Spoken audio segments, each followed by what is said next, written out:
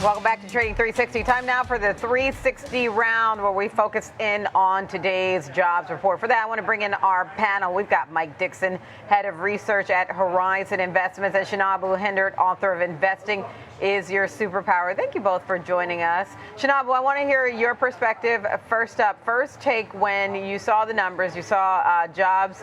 It came in 206,000. The unemployment rate rose to 4.1%. What's your first take?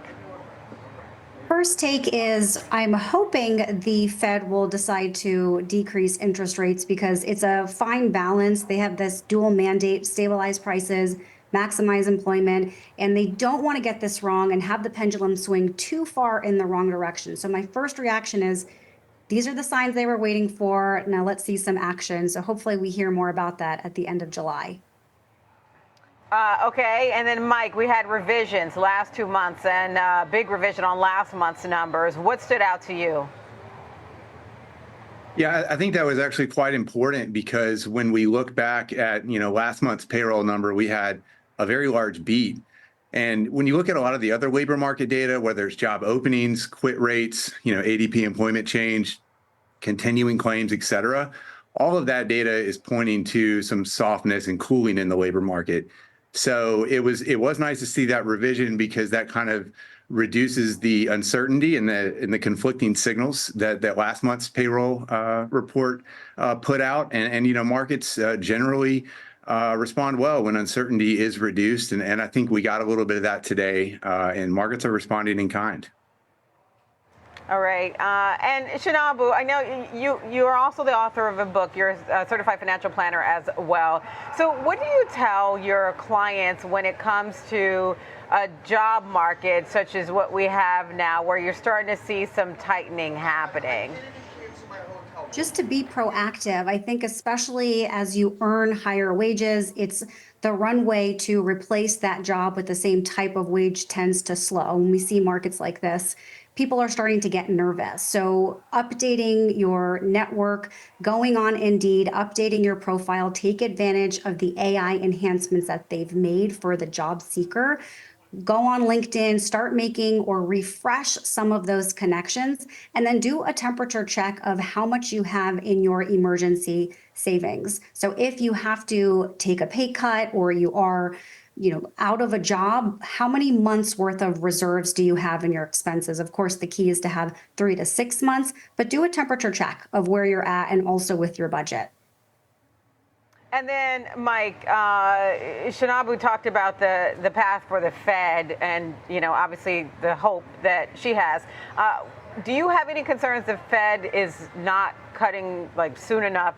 When we look at, for instance, the Fed Watch CME Fed Watch tool, it looks like the expectation is back on the table for September and December. What are you predicting based on what we saw today? Yeah, it certainly is. I mean, realistically, though, with today's market action, you didn't see much of a change in expectations for September, for example. I think if we get next month's job report to show, let's say, unemployment at 4.2%, or even the month after that, that could definitely put, September firmly on the table. But, the Fed is being very patient, and they're doing so for good reason. And fortunately, with themes like AI and just a lot of the just healthy overall economic growth that we've had, the Fed can't afford to be patient at this point. And so I think that's what we're seeing.